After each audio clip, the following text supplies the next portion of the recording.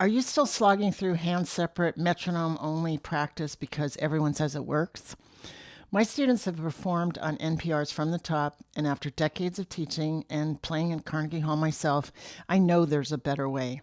I'm going to show you, using Clair de Lune, 7 steps that will take your learning and understanding to a new level. A lot of people start learning their pieces like this.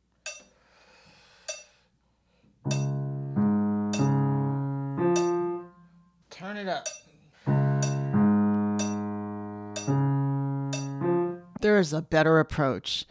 And the cool thing is, this doesn't just help one piece. Students tell me it improves how they learn and play everything else.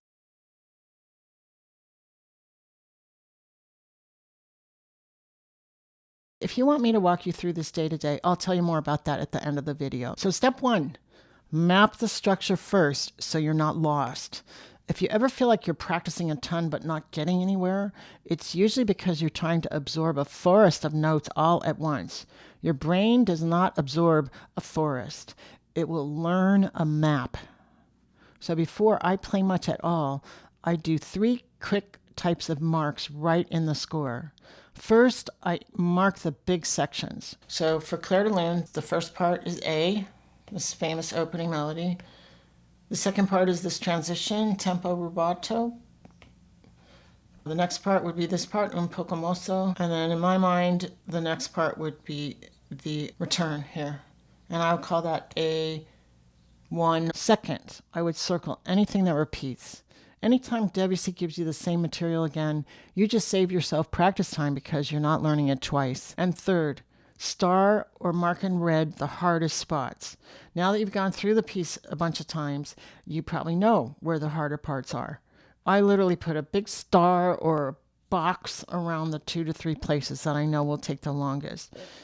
And if you do know harmony, go ahead and mark cadences or key changes. If you don't, skip it. This map alone will make the whole piece feel much more learnable. Step 2, plan your fingering before you start drilling.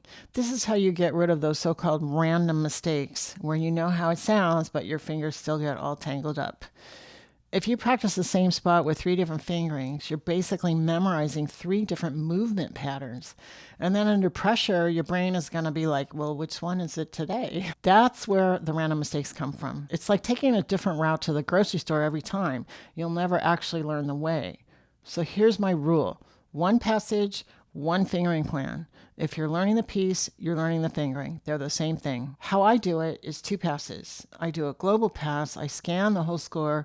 I pencil in fingerings where the hand positions are changing, tricky scale passages, tricky arpeggio passages, and anywhere a pattern repeats, especially with a small variation. And then I do my daily detail check when I first start diving into my chunks. I finalize the fingerings for every note in the passage that I'm learning that day. So here's a quick example from Beethoven's Sonata Opus 49, number 2. In measure 21, I use a 4 on the D. Feels okay right there, not great, but when the same idea returns in measure 29 with the scale right before it, that 4 is perfect. So by looking ahead, I avoid learning 2 different fingerings for the same music, and everything gets more secure much faster. Okay, step 3. Start with the hard parts so there aren't any weak links. You know that feeling where you've learned the piece except for there's that one section that you're just dreading, and it's so far behind that it's basically holding everything else hostage.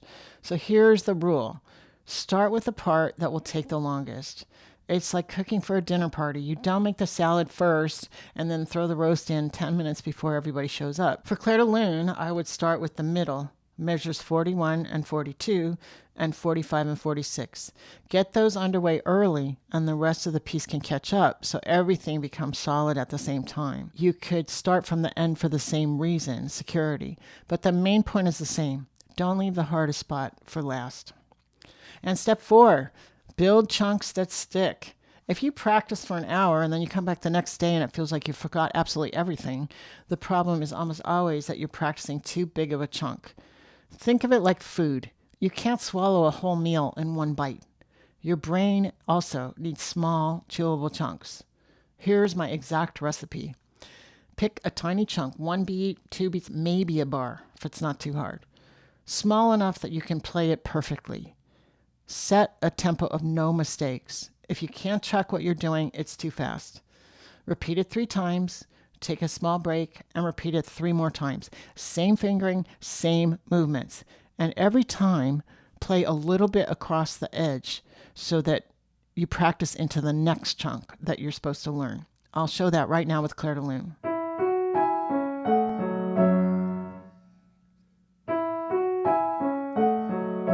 And a quick diagnostic. If you're making mistakes, it's almost always one of 2 things. The chunk is too long or the tempo is too fast. Make it smaller, slow it down. Finally, if you feel bored, just change what you're doing. Bored is usually your brain saying, I got it, let's move on. And yes, it is totally fine to look at the music while you learn. Step 5, start joining the chunks into longer phrases. As soon as the chunk is solid, meaning that on the first try of the day you don't make any mistakes, you don't need to keep drilling it, you need to connect it to the next chunk. And here's how. Practice the seam. Practice a couple beats before the seam and a couple beats after.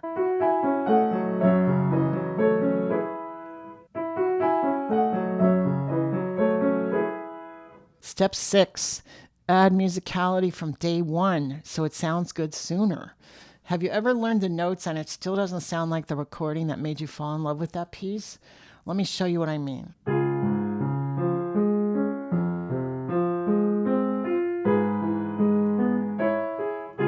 Here's the fix. You gotta be a detective. Don't just practice the notes, you gotta start training your ear to hear what are the great recordings doing that you're not doing. To start, pick 2 recordings and I would say do 2 focused listenings. Number 1, listen for the dynamics and the shape. Where does it get louder? Where does it get softer? And number 2, listen for tempo changes. Where does it push ahead? Where does it pull back? Where are there breaks? Mark both of those things in your score. Then when you practice, go ahead and try to do all the musicality that you can right now. If all that is to play the melody louder than the accompaniment, it's fine. Do what you can.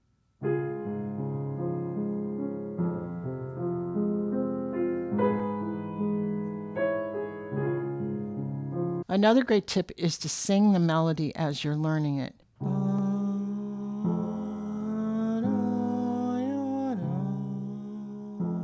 You will learn it faster and you'll probably play it more expressively. Step 7, use the right tool for the job. You know how it is. Some spots you learn really fast and other spots are slow, messy, or full of awkward pauses. It's not that you're bad at the piece, it's that you're trying to use the same practice method for everything.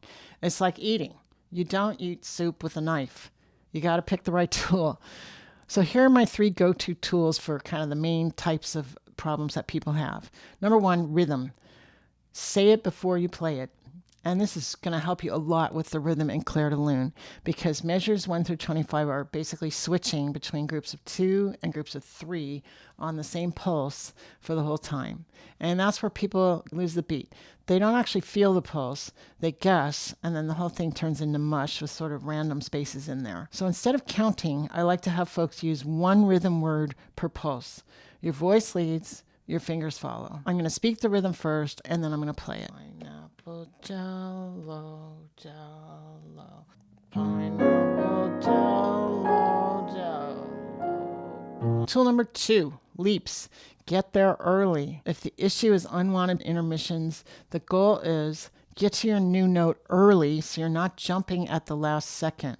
Land on the notes first and then play. And that is critical for playing quietly, which is so important in Clair de Lune.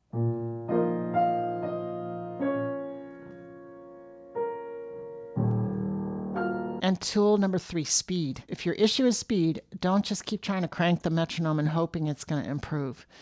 I would recommend add tempo chunking. Start tiny sections at or above your goal tempo with overlaps so your hands can learn the real coordination from the very beginning.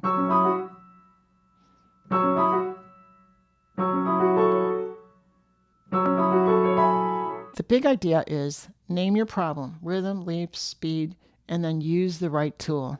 Otherwise, you could be repeating things for weeks, months, and it still won't improve. And most of the time, it's not that the piece is too hard.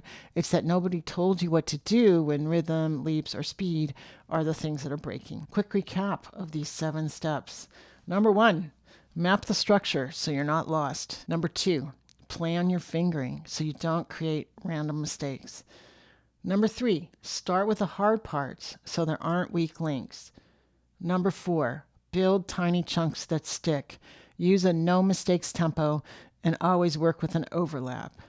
Number 5, join chunks into longer phrases by practicing across the seams. Number 6, add musicality from day 1. Listen, mark, and shape the melody as soon as you possibly can. Number 7, use the right tool for the job. Rhythm words, get there early for the leaps, and add tempo chunking for speed. If you want a quick interactive checklist that you can use while you're practicing, link number 1 in the description is where you want to go. And if you want my help with implementing this, not just understanding it, link number 2 is my 28-day challenge that I call Learn New Repertoire Faster. It's got a 10-minute teaching video every day, plus you can ask me questions directly about what you're working with so that you can build these habits into your practice and pieces start sticking. And that is the fuel that will make you get better faster. There's a 7-day free trial, and if you complete all 28 days, I will refund your first month. Go ahead and watch this video next to learn more about what we talked about in this video.